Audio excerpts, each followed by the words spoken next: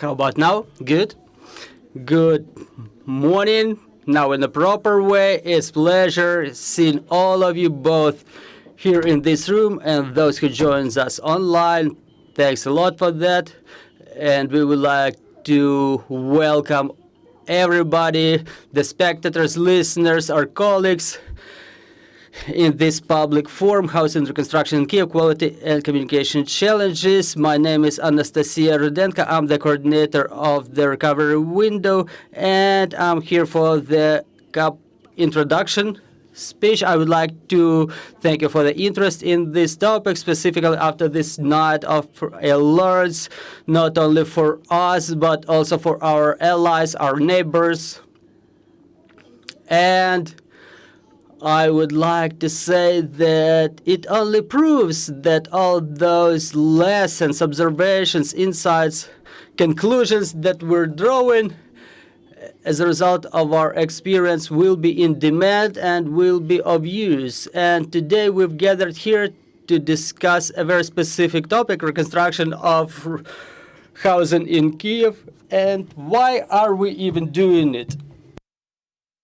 Why have we been doing it, and why are we going to share our project conclusions of this project about monitoring of housing facilities? So the recovery window, it's not only about the medical information resource, but it's a media network, a union of more than 130 organizations all across Ukraine. And what started as initiative of a couple of local media in order to achieve more opportunities, more influence, in order to share experience,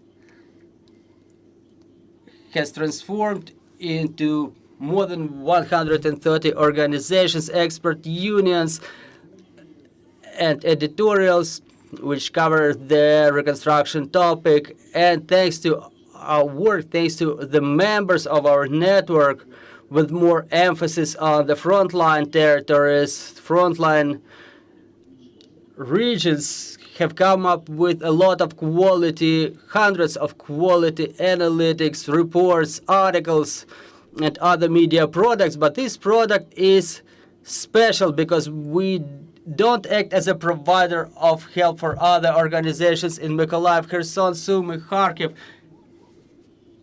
all those diverse regions, but in this case we were doing the research on our own, and in fact it was quite an important experience for us from the beginning until the end, and there was a lot of conclusions we've drawn from that. And this discussion of ours is just a fraction of a big initiative of the project Oversight over expenses, recovery expenses, which is being supported by the European Union, is being implemented.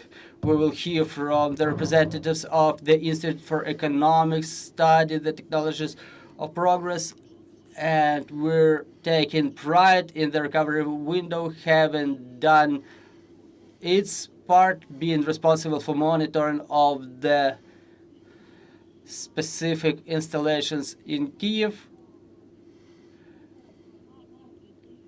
And we will be happy to hear to your conclusions, your recommendations, and I would like to pass the floor to Olha, who, in coordination with our colleagues, was climbing up the tops of the Ukrainian apartment blocks, was talking to the residents of those apartment blocks for further moderation of this activity. Good morning, everybody. Thanks, Anastasia, for the introduction. Thank you for coming. Thank you for joining us online. And before we start our report, it will be definitely interesting about our conclusions, the results of our monitor. I would like to pass the floor to Ms. Oleksandra Betliy, leading research fellow at the Institute for Economic Research and Policy Consulting, who will be able to tell us more about the project itself. Thank you so much. Thank you for having me. In fact, the project has started in June 2023 after the year of discussions with the European Union. So our delegation that works in Europe, we supported the project. So first, why did we want to do it? We were realizing that recovery and reconstruction will be there. The money will be not sufficient, so they should be spent efficiently. And the idea of the monitoring was to oversee the spending of funds, where does it come from, and who spends it in which way. So our Institute of Economic Research and Political Consultations,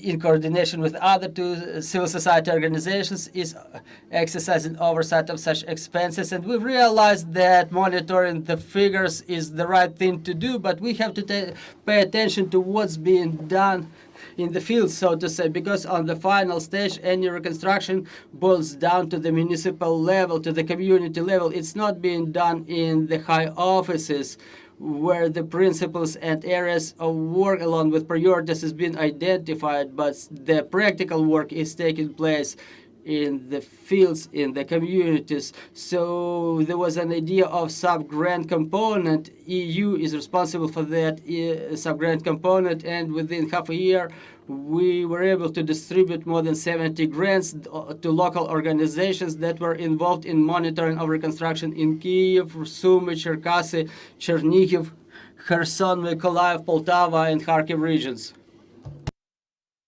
So we were basically monitoring what's going on in the regions. The idea was to make sure the money is being spent efficiently and to learn some lessons for the upcoming reconstruction after the war is over. Now the money is scarce. It's been allocated for a quick reconstruction. Sometimes it's small reconstruction of the critical infrastructure facilities. And we were focusing on social infrastructure and housing, because any reconstruction should be human-centric. So what have we done within the framework of this project? We've developed an IT platform, Big Recovery Portal. It's a portal for recovery, so we could coordinate our monitoring. If you enter this portal now, BRP, you will be able to see about 600 monitoring programs from different grantees in different regions that were based on the same methodology, and this methodology was supposed to demonstrate who was reconstructed, for which funds, how was the money allocated, the transparency of the reconstruction, whether there are documents in place or there are not. Sometimes the documents are not submitted, and that's why the figures are difficult to monitor. We had 2 bids, and in one bid we were focusing, we were trying to analyze whether the prices are artificially increased, because in many cases that was the case. And we were monitoring the bid that was involving visits, and it's important because we have to build back better. 2 criteria of build back better are energy efficiency. Why is it important? Because it will be then cheaper to maintain that housing that we reconstructed, or that, say, educational facility.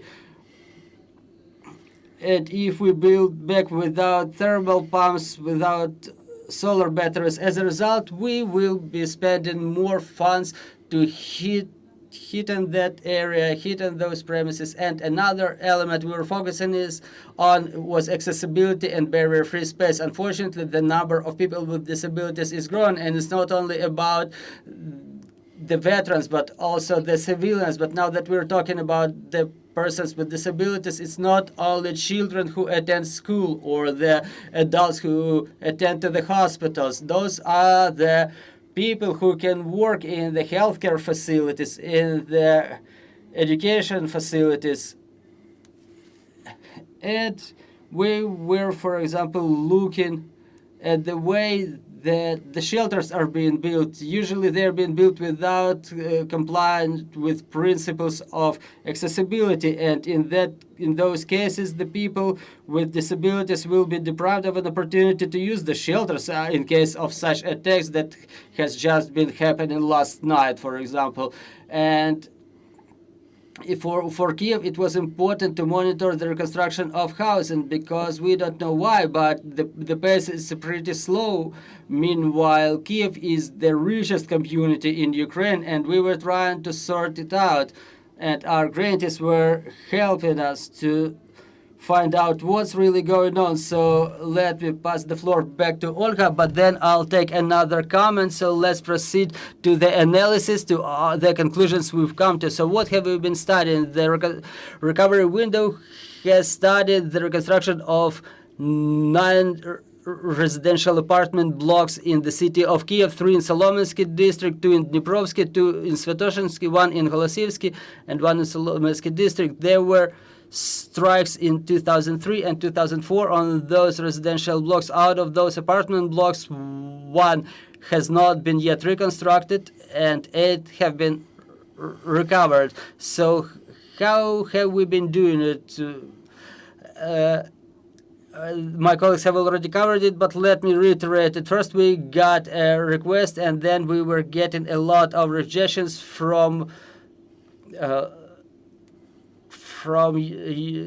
municipal companies, Zhitlo Invest UKB, and not only from them. So we've informed them that there will be such a project. We've sent relevant letters to the potential contractors, and right away we got a letter from them that it's unacceptable to disclose details about any damaged facilities, the extent of damage, and the figures about the recovery, because it can provide the aggressor with necessary information that may result in repeated strikes. However, Zhitlo Invest was referred to the letter from Security Service of Ukraine. We did not agree to it because we started the analysis, and it's contained in our response that the documents in compliance with the legislation are supposed to be submitted to Prozoro platform, and the address and all the other necessary information. The figures are already in Prozoro. There are expert opinions that contain information about the extent of damage. This information is widely available, so it's definitely not the barrier that should exist. When it comes to the SSU letter with our following requests, we asked to provide us with a copy of this letter, and Zhitlo Invest UKB responded that it's for service use, not for public distribution. And we've submitted the request to the Department of Information of Kyiv Municipal Administration, which responded us with a copy of that SSU letter, which means that there is no big mystery around it. So despite all those obstacles, we were continuing our monitoring, and the documents that we were able to see in Prozoro, we were analyzing them. As Ms. Oleksandra has mentioned, those were direct visits, and I really appreciate the input of those residents. They can confirm that we were coming to their places and talking to them, and I want to thank everybody who joins us online. It gave us a lot of information. We were consulting also with the lawyers and with the construction experts on this, also about the coverage. Olha, a lawyer from the Human Rights Platform, was giving us relevant consultations. Also, we were talking to the participants of this chat that Ms. Oleksandra has mentioned, and we really appreciate all of the advice we've got. And our colleagues will tell us about their experience further on. So we were talking to the construction experts, and we were getting some, in cases we were getting some responses that got us a little bit puzzled. So again, let me say it right away. We want to thank all of the residents for their understanding, transparency, and cooperation. All of the experiences were quite positive for us. When it comes to finalization, one building is in progress. Meanwhile, 8 of them are already reconstructed. However, in 5 of them, the deadlines were postponed and the scope of works was being reduced. That's one of the questions that we didn't get an official answer to. Well, why does it take so much time? What have we been able to analyze and to see from the documents? Well, obviously, there should be a feasibility study of the building. Upon the results of that study, municipal company expertise orders the detailed instrumental survey in case of severe damage, which may take months because the contractor may be overloaded with requests like that. The residents of one building, they were saying that they were curious why does it take so long, and they were responded that the company just doesn't have enough time to respond to all of the requests. They have facilities even in Irpin to survey.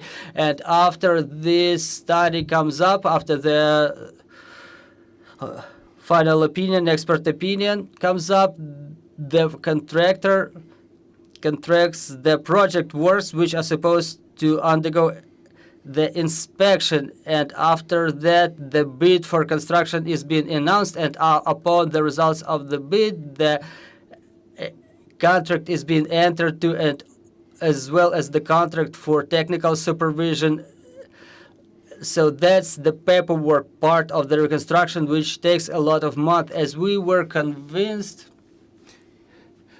the residents may stay in some vacuum. Meanwhile, during that period, they don't even know where to go and which doors to knock on. And now the short conclusions Ms. Oleksandra has mentioned.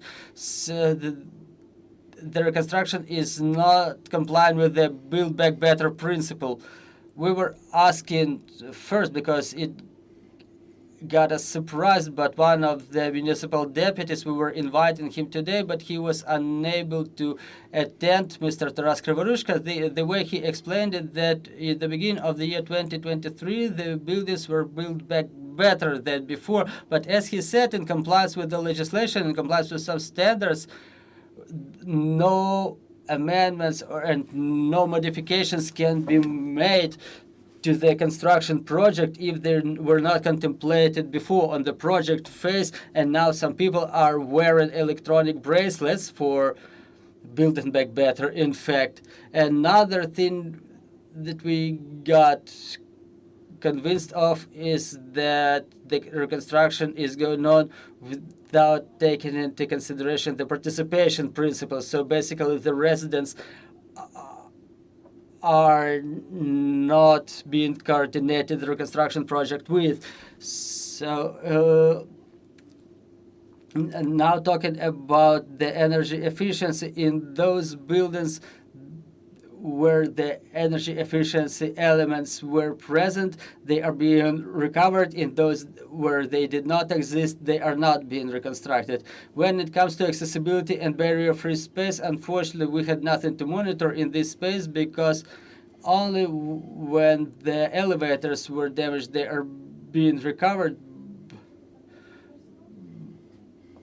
But for example, if the damaged building dates back to the year, say, 1980s of construction, back to the Soviet era, and the damaged elevator was small, the one that cannot be used by a person using a wheelchair, that's the way they reconstructed. But again, in another case, for example, the building was damaged where the ramps were supposed to be installed under another program, but it was not installed so far. Among those buildings that we've studied, the most damaged, that the recovery of the most damaged ones contemplated the re-outfitting of the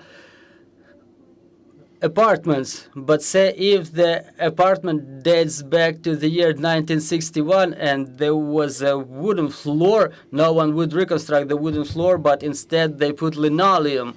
And the same story with the rest. The outfitting of the walls will be done at the, so to say, modest budget. So the build back is not even happening, not in a better, but rather in the best way possible for the moment manner.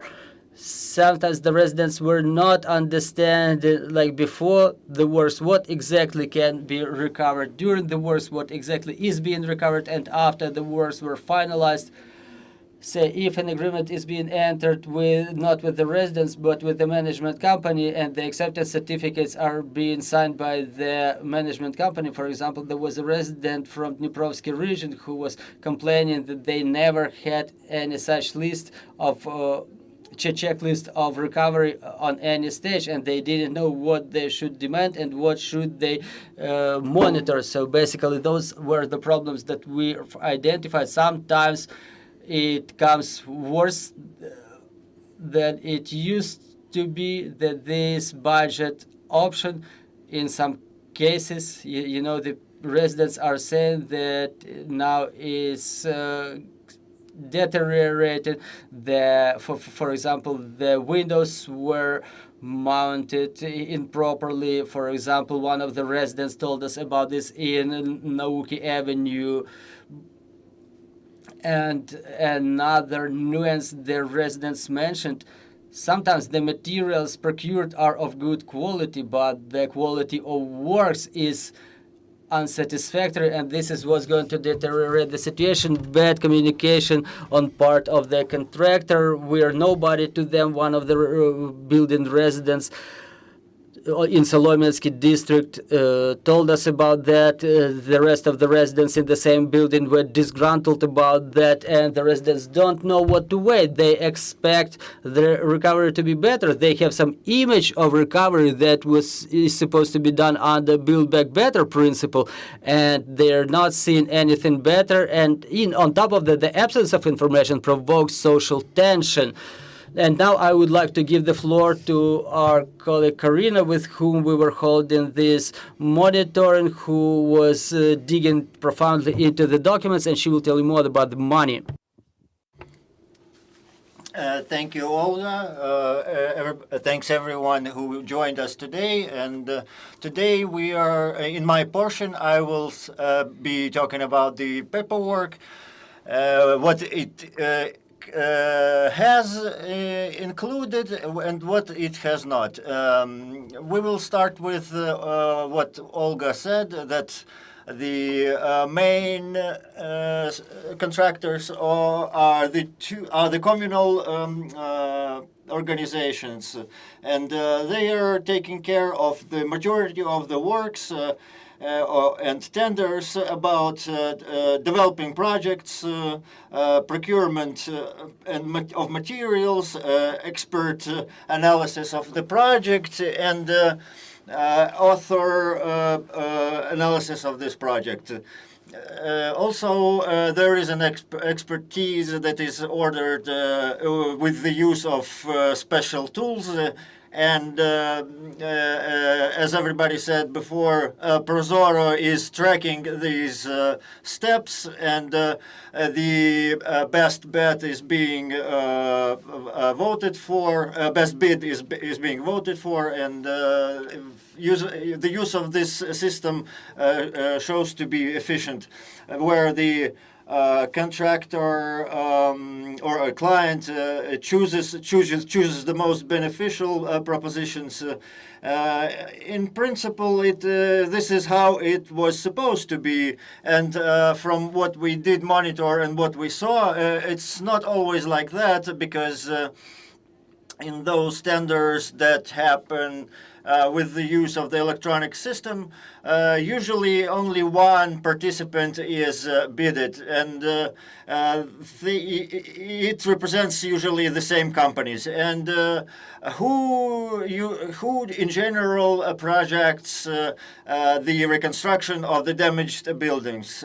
There were 8 projects, and they were projected by the following companies: Mergel Trade and Project Building Management. Mergel Trade was founded in 2019, and since then this company has around 30 contracts with Zhitlo Invest Bud.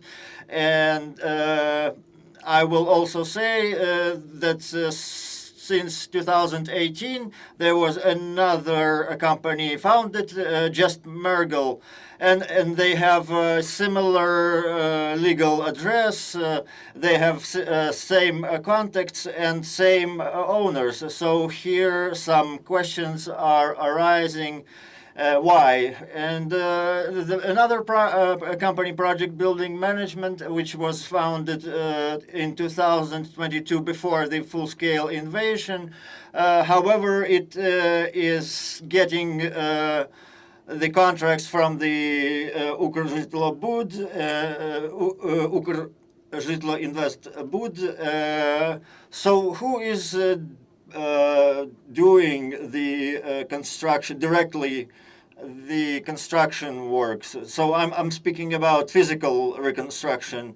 The main player on this field is the building company Ascon. From 9 analyzed buildings, 5 were reconstructed by this company. What we know about it is that it was registered in 2016. It's been quite a long time since it's on the market, and it started receiving its first tenders from Ukrzhitlo Investbud UKB in 2019.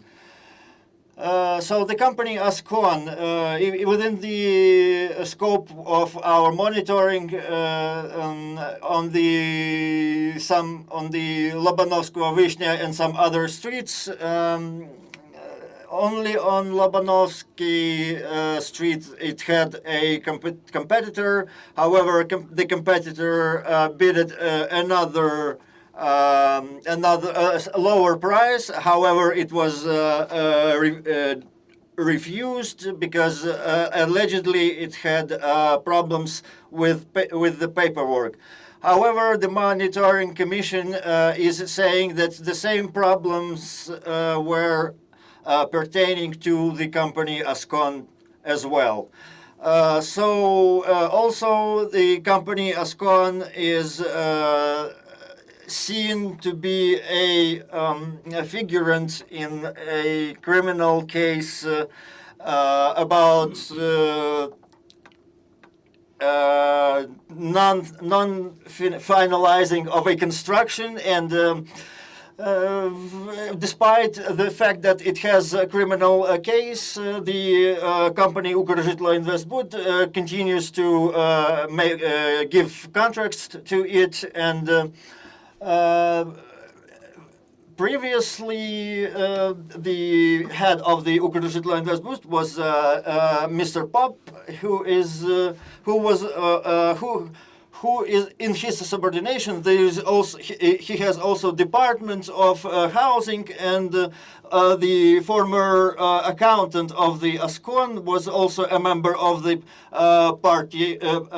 political party Udar, which belongs to current mayor of Kyiv, and we have these assumptions that that there is a political connection with the Udar party.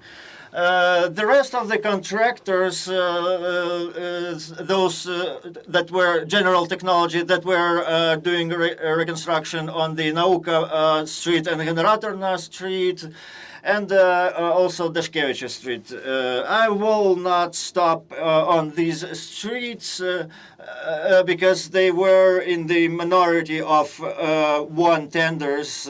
That's what we noted. In regards to the renovation works at those addresses, there was one contract agreement, and then there was another agreement concluded later that had the prices changed. Like, for example, on Vasila Lipkivsko Street, there was around 135 million hryvnias. Later it was lowered to 89.6 million hryvnias. If we take the ratio, then on Rudenko and Vishnya, the decrease was from 7 to 1 million hryvnias. We are seeing kind of the decrease of the money that had to be paid. But however, it also tells us about inefficiency of somewhere in this project. Why, for example, why wasn't such sum of money foreseen in the contract from the beginning? We're seeing a concrete sequence of decrease of the cost of the project. We also could get to know why those projects had their prices changed. However, we don't have a portion of paperwork that would help us with that. Like, for example, in 9 buildings that we analyzed, in 5 of them, we did not find in open access a price balance. And also we did not find a list of works that was planned for these buildings. And we addressed to the Ukrzhitloinvestbud, and we requested those prices. However, our requests were declined, and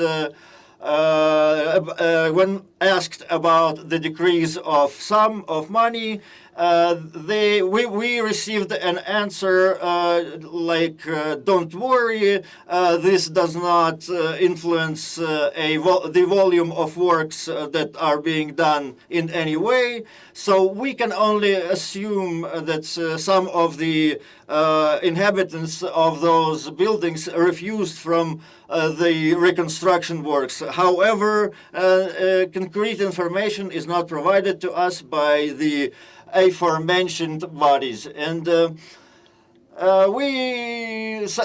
question emerges as a result. Why such a selection? Why some of the objects don't have price breakdown? So we will keep requesting the contractor why this happens, but as of now the results are such. Thank you. Thank you, Karina. We continue our discussion, and I will be transferring to the Finnish. And the good news, we have actually good news. First good news is that we invited the representatives from Kyiv administration. We invited Borys Rabotnik. We received an answer, which is already good, and we also received an answer, but he will not be present here, but he will provide commentaries. The forms that we distributed, they will be returned to us. We will also be able to distribute those forms right now on the floor, and we will ask about those things later. The paper communication is working. That's another good news. And the inhabitants from those buildings that the reconstruction works has finished, they say that everything depends on the papers. So we need to multiply the papers, unfortunately, so to speak. And we are looking for those who are in charge of those papers. And if we don't get the answers, we ask again. And we're being persistent. And another news that is good for the whole society is that the Department of the Housing of the Kyiv administration is supporting the reconstruction projects. And so we met quite a cooperative team in the Kyiv administration who helped us in different steps. For example, we had the documentation properly filled out, and with their help, and the monitoring of quality of works is also provided by the Kyiv administration. So it's a lot of time and a lot of effort and initiative from people, from inhabitants are also efficient, and active inhabitants are it was said before that people are not waiting to be provided with anything on their own, but they are actually working for that. So in order to accelerate the reconstruction, the active inhabitants are conducting meetings against corruption. They're getting together and planning for next steps. And they also they addressed it to the Kyiv expertise, who answered that they can provide the services that they requested in no time and with ease. However, it turned out that there is no such procedure where you can change the contractor. So those things that can be accelerated with involving different non-governmental and governmental bodies is being done with the help of the inhabitants themselves. So when we were doing the monitoring, the inhabitants constantly offered their help to us. So these moments, the inhabitants are ready. They don't want to just sit and wait. They want to affect for example, the linoleum that is cheap. Maybe it could be put or installed better or something like this. Despite the fact that the people went through hardships in their lives, they are victims of attacks. They still possess this positive energy that is totally worth it to be used. And now let me proceed to our conclusions. Definitely we need more openness and transparency and more communication, because some of the questions that we were asking, there are short and concise answers to them that we were not provided. And if such answers are provided, it reduces social tension, it expands transparency. Probably someone may not have come to hear to us, but they will be able to read the letters from us. So here are our contacts. You can get in touch with us through email. You can read about all of the buildings that were described in those websites. And as Ms. Oleksandra has mentioned, this big recovery portal contains information with the questionnaires about all of the facilities that were recovered. And as the residents, you can sign up, find your residence, and submit, say, a complaint, a comment, which will be processed, and at the level of the public you will get a response. And we probably try to convince ourselves, but still you will be able to scan this QR code and keep track of all of the progress in our website. And now I would like to thank our colleagues who joined us, our colleagues in activities and in this project, and they will be able to tell us more about their experience of interaction with the residents and probably come up with some advice. And I'm giving the floor to Ms. Kateryna Raputa, representative of the Brave CF, the coordinator of the mitigation operations, and who is the head of the residents union of her building. Yeah, I'm currently coordinating this mitigation process with the Brave CF. and I support the operations of the Kyiv municipal administration when it comes to mitigation of consequences. And this is how it all started. When our building was damaged, there was no communication with the authorities. And the colleagues asked me to come to another address that was hit by a rocket, and the head of the residents union was not realizing what to do. And I started trying to sort out, and from that point where I didn't understand, didn't know anything, what to do, where to run as a resident, whom to report, until this moment.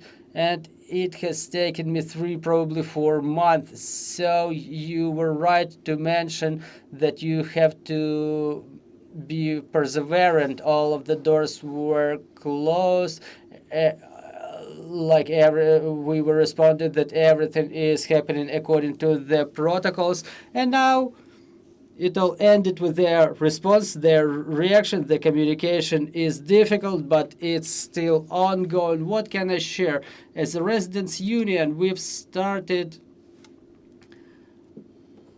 with the fact that we found out that in Kyiv there is a division. If it's a residents union, they were on their own. In case the company is being serviced by a utility company, the building is being serviced by a utility company, then the municipal authorities may help you.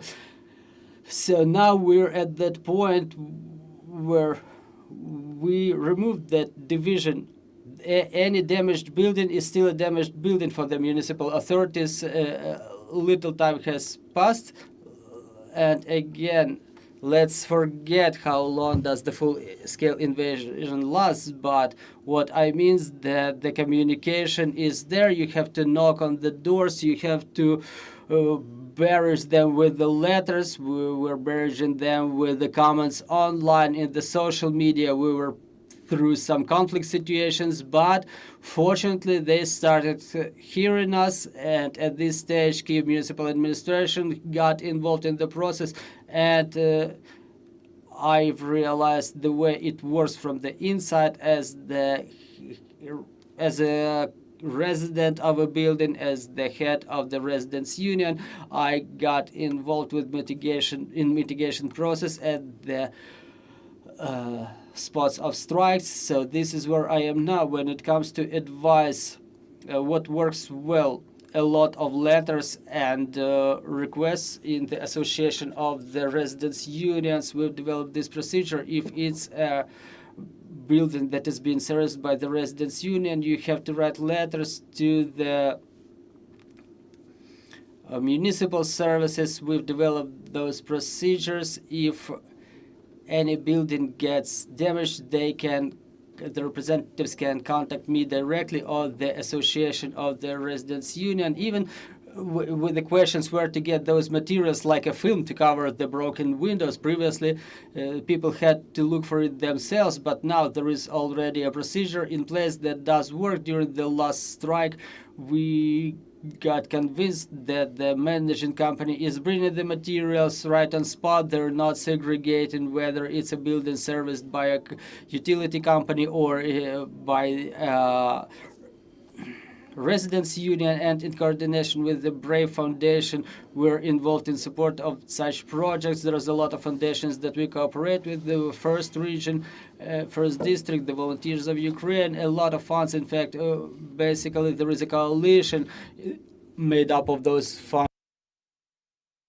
because the municipal authorities are still unable to make it when it comes to reconstruction. There's a lot of hate against the authorities, but I can see that there is a gap when it comes to the amount of damage. For example, when there was a large-scale damage in Zhelyanska street, everybody was like yelling that nobody helps us, but I was coordinating the mitigation process in Zhelyanska. There were 98 damaged buildings. The scale of damage was significant in one location alone, and such locations, it was 10 of them all across Kyiv, and probably the municipal utility services were not just having enough time. And we have to understand that if you just sit in your coach, in your apartment, and you write in the Facebook that the things are not going right, well, sitting on the couch is not enough. Well, me, as head of the residents union, I would like my building to get a timely compensation, my residents to be reimbursed, and the apartments to be reconstructed as soon as possible. So I have to stand up in that case and look for the ways to do it. And during the third strike, after the third strike, everything was working as a Swiss watch. The services were adequate, with understanding, with the smiles, So again, on behalf of myself, I'm not a representative of authorities. I'm a regular resident. I want the people to understand that the scale of damage is really significant. The Kyiv is severely damaged since the last year. After every strike, there are about 9,000 damaged windows and doors. A lot of work in terms of reconstruction. If we want quality reconstruction, we should be heard by the utility companies, because we need the trash to be removed, the water supply, the gas supply, everything is supposed to be reconstructed. When you highlight those topics, they respond promptly, because as a human being, I understand, they have 98 buildings, and among them there is one that was directly hit by a missile, and they definitely are going to focus on that one, not on the one where the windows were broken. And before June, there was some lack of transparency, where to go, whom to contact. After my building was damaged, I didn't know whom to contact. It was a huge stress for me and other residents. We've written a lot of letters, a lot of requests. We've held a lot of meetings with the Kyiv municipal administration and other municipal agencies. Well, there are different tools, such as Opora bot, that contains all of the information. You enter that bot and you add your building address, and it gives you advice. Because first, we were told we have to contact the social service, and it was not a social service, it was the Department of Social Protection. So I went to social service, and they were looking at me surprised, why are you coming to me? So, and again, I'm the head of the residents union, and the residents are coming to me and asking, Kate, what should we do? We've lost it all. And I went to one address, I went to another address. It all takes time. And again, as long as I was going from one office to another, the other residents were losing their patience. They were getting disgruntled. Their degree of tension was growing.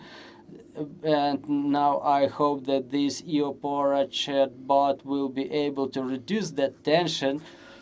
You just click along the bot algorithm, and you get understanding that if you don't get representatives of municipal authorities coming to me, at least I can get this understanding in a couple of clicks on my phone. Where to go and whom to contact. Thank you very much. Really useful information. I think we can document all those things, and we will be also giving publicity to that information in our reserve. And I would like to give the floor to Mykhailyna Skoryk-Shkarivska, representative of the Smilyvy Irpin NGO, who will share their experience. Thank you, dear colleagues. It's really interesting to hear about your experience. Thank you for the invitation, and I would like to thank the brave CF, because they were the first community who came to our region, to Kyiv region, that was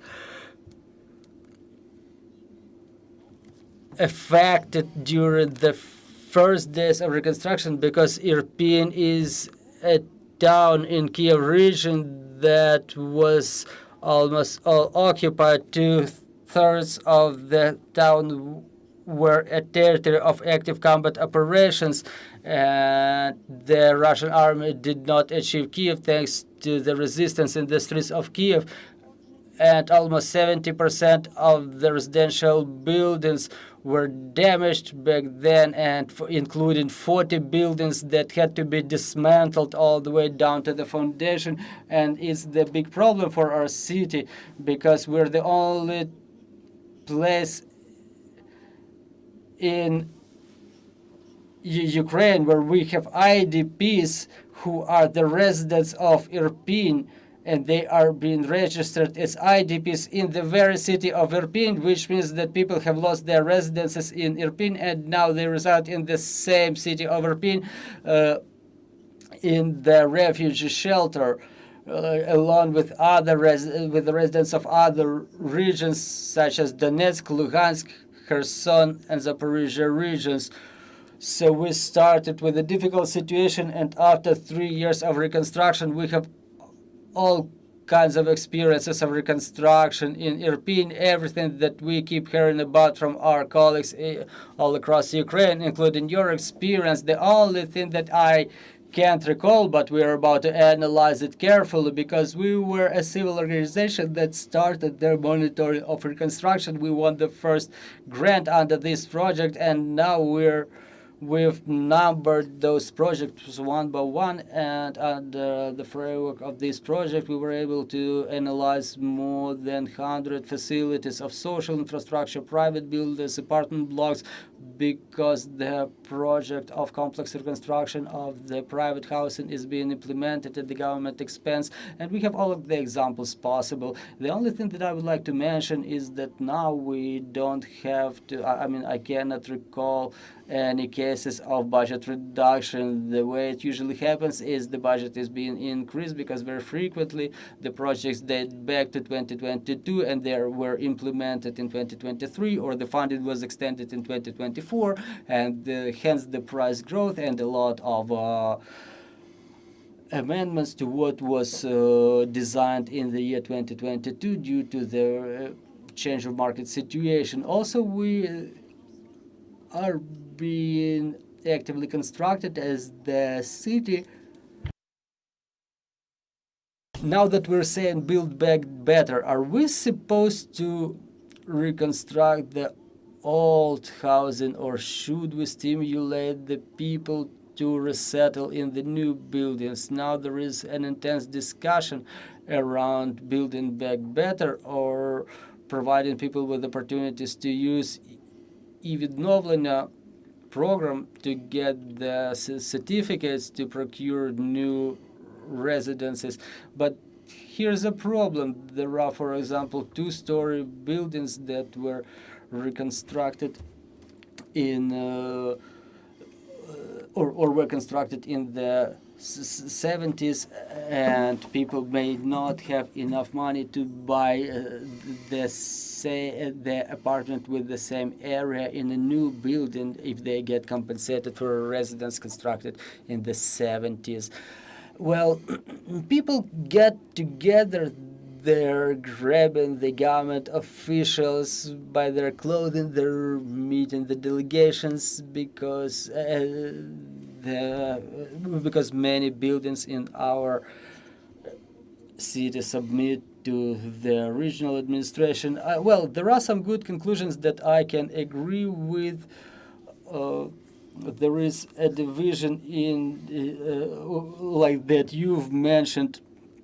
There are buildings being serviced by the residents' unions and others by utility companies. Some of them were very efficient when it was coming to cooperation on early stages with the government agencies. Well, the bureaucracy is difficult, but they are being reconstructed along with others. But again, the participation is missing. Those who reconstruct are seeing the people. I mean, we're talking about human centricity, but from the point of view of contractor, the residents are those who are only creating obstacles. Like the majority of contractors are entering the facility and they're saying, let the people go somewhere, and that's the standard approach.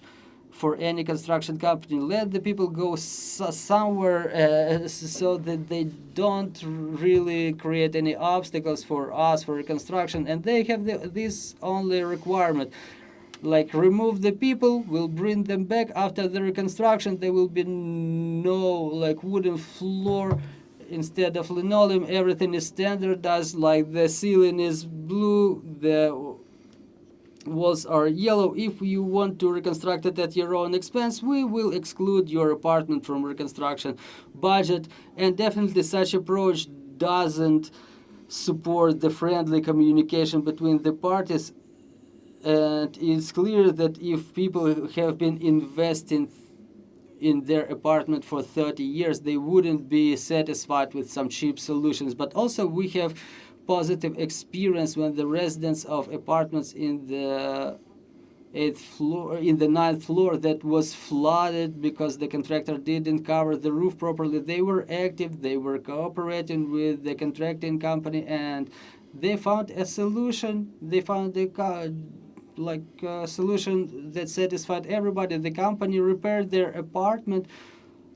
That they've started their situation with a video posted in Facebook, and then they realized that it's more efficient to contact directly and to achieve what they want. Well, let me interrupt you for just 1 second.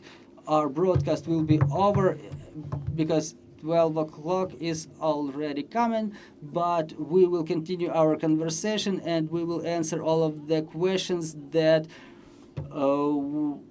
were sent to us both online and from the floor. Well, if your answers were not yet answered, if your questions were not yet answered, we will answer them further on, say after the broadcast is over. But in written, you will be able to see the written answers on our website. So again, back to the reconstruction of our Irpin building.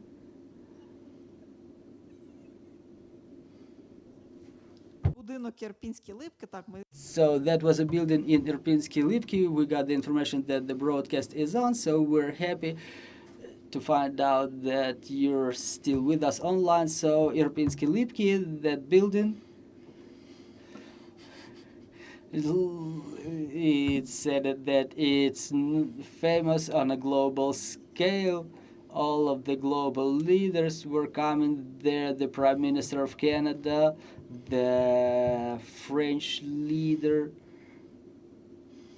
Well, all of the global leaders were seeing it. One of the first airstrikes on Kyiv region, and this district was most severely affected. So this building, Irpinsky Lipki, and we would like to invite everybody who is curious on the 15th of September on Monday to join us during the monitor, because what's interesting about it, during the expertise, all of the residents were recommended to dismantle that building because building it or dismantling it and building it from the ground was cheaper, but the residents were very categorical. They were saying if all of the global delegations were coming and the global community told us that they will help Irpin to get reconstructed, let's demonstrate it. The expertise is such that it can be reconstructed, but it's expensive. Let's show them an example what the reconstruction is. And so this discussion was going on for the year 22-23.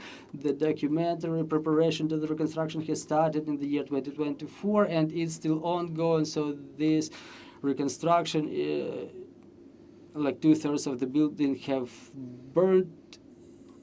It was a good new building that the residents remember before the airstrikes. So now we would like to check the way it happens.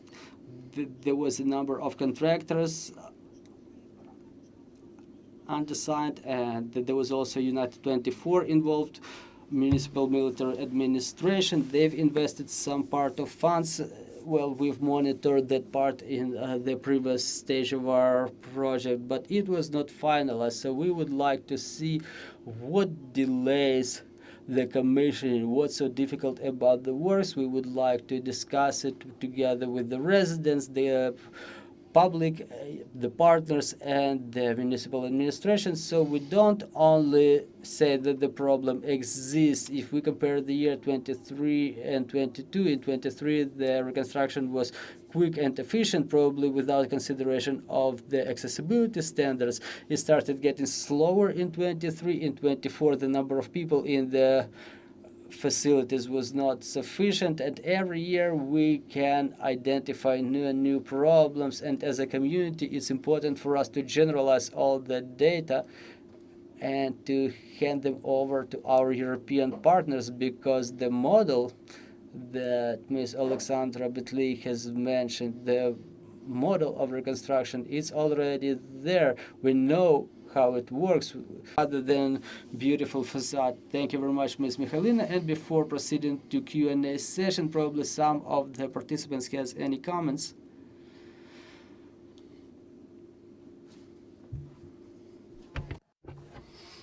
Thank you very much to everyone for the presentation. So the grantists that did the monitoring in different towns, settlements, what we were surprised about in Kyiv is that the terms of contracts signing and the announcement of tenders with the for the reconstruction companies is very short, and we also have seen that the the cost of works is decreasing significantly, and we have understood that the initial cost is just a random number, and then the project is written in an improper manner, and there was no, in one of the cases, there was no heating insulation, and the money were allocated. They were foreseen in the project, but the project was not completed in this portion. So the reconstruction for the funds of the Kyiv city, what's important in terms of Irpin city, it's often combined sources. It can be, for example, Oblast, then it can be United 24 project, funding, and some of these sources are not guaranteed. And what I was also surprised is that the discussion is ongoing about which type of the reconstruction has to be done. It needs to be said that there is also a question of how much money, how much funding the state can provide.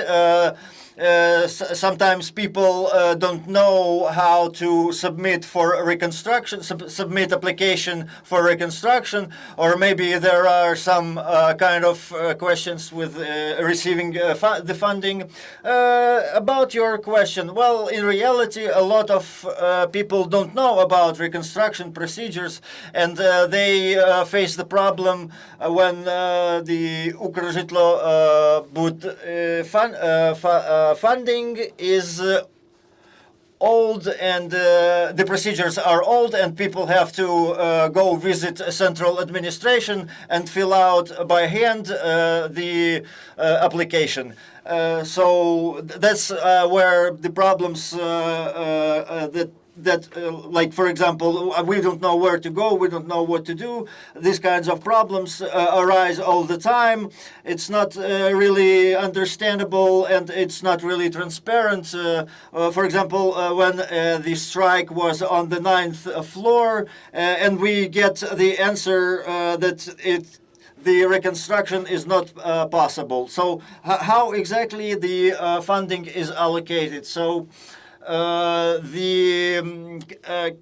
one company is reconstructing the building itself, another company is taking care of the inside of the building, inside the apartments, and it's not quite clear how exactly those works are separated. So these are some questions that we are facing when we are submitting applications for reconstruction of buildings.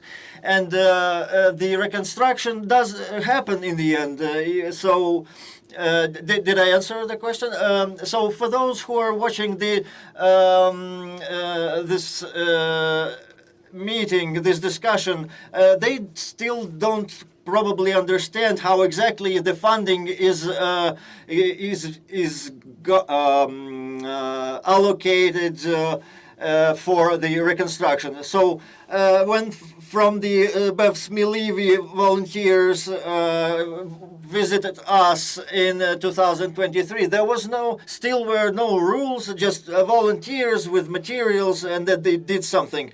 And these rules gradually started to take shape, and in 2023, in the end of 2023, the state program of reconstruction appeared. So in reality, when the strikes are happening, first of all, what I have on my phone are I am getting the SMSs about what to do in case of their property getting damaged.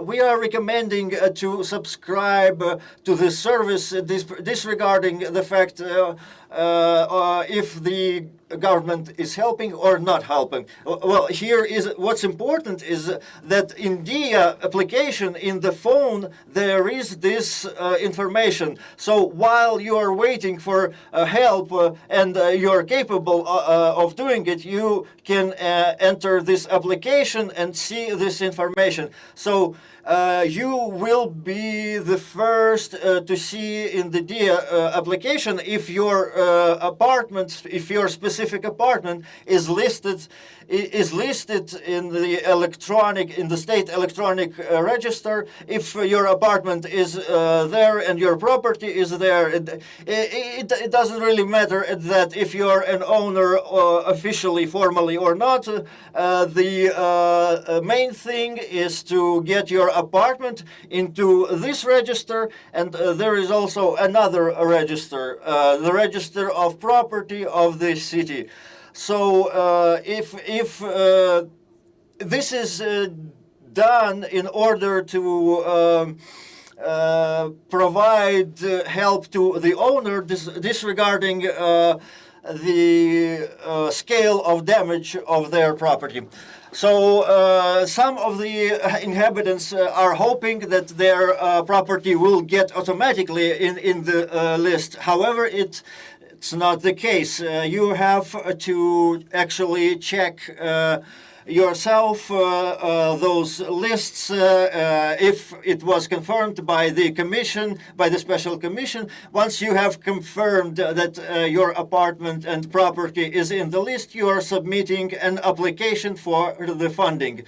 So that's where the problems are starting. First of all, it needs to be determined what are the sources of your funding. So there are local budgets on the Irpin and such settlements level. Another level is administrated by the Oblast administration. Also, there is money that belong to the state funds, or more precisely, there is fundings that are going through the state budget, and there is also foundations that provide the finance directly. Those are NGOs, they're foreign NGOs, but from the point of view of the owner, it is very important to submit your property to the register. And depending on where, what project are the funding is designed for, there is, for example, it's forbidden to get the reconstruction money if this building is listed in the complex reconstruction program, and if this funding is going through the reconstruction agency. And this is a big problem because people don't know if their apartment is a part of the big project of complex reconstruction, and if they can use another program, a more narrow program, a more targeted program. If they don't know if they can use this program. So they are forced to be dependent on the contractor that will probably, possibly will not be able to finish the building within 2 or 3 years. And these are some of the problems that we are facing right now too. And we need to make sure that people have the right to receive a certificate in case of damaged apartments and property. I think that people have to have this right. And sometimes people are taking money for reconstructions. And sometimes situations happen that a person received money, received funding, has a project, but due to old age, for example, a person is dying, and after that the documents are being issued that their descendants have the right to this property. However, those money that were allocated for the reconstruction of apartments, they're kind of getting lost in this procedure of legacy, and the property of a deceased person and their funds are being transferred to their descendants. However, the money that were allocated for the reconstruction, there is no procedure to take them into account.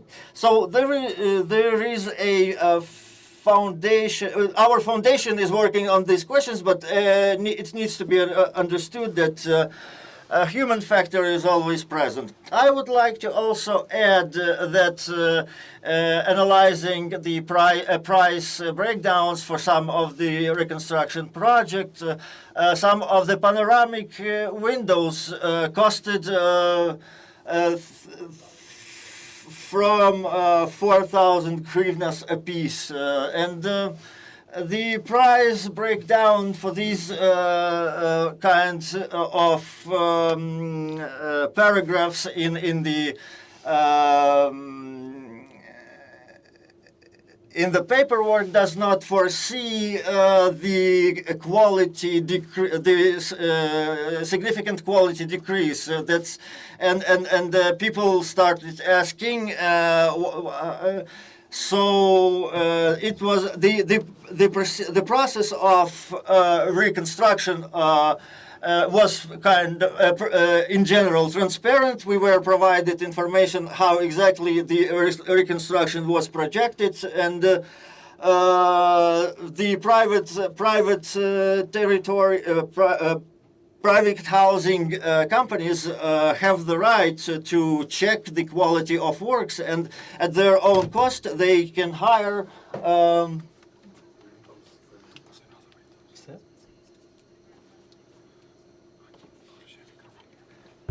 звіти, вони задають ці питання підрядним організаціям. Ми поки що тестуємо цю історію, це не є повально в кожному будинку, але це теж непоганий механізм, як можна впливати на виконання відбудови свого будинку, але тут теж важливо зазначити, що це активність мешканців. Тобто, якщо вони не будуть приймати в цьому участь, вони не будуть збирати збори, не будуть приймати ці рішення, цього теж не буде відбуватись. І теж ще один приклад, як ви про це говорили, різні шляхи, як можна отримати допомогу на будинок. Так само і в Києві працює. Є багато фондів, які готові там, наприклад, безкоштовно встановити вікна на місця загального користування. Хтось готовий допомогти з відбудовою ліфту. А будинок має групувати всі ці елементи для того, щоб швидше відновити свій будинок. Якщо чекати, що по одній програмі держава відбудує будинок, можна чекати дуже довго. А зима близько. Якщо ми хочемо більш швидкої реакції, більш швидкої відбудови, ми теж маємо приймати безпосередньо активну участь, не пасивну, що нам мають щось зробити, ми чекаємо. А можна залучати декілька інструментів для того, щоб відбудувати цю історію. Тому що приклад ірпінського цього будинку, голова ОСББ ділилась, що вони почали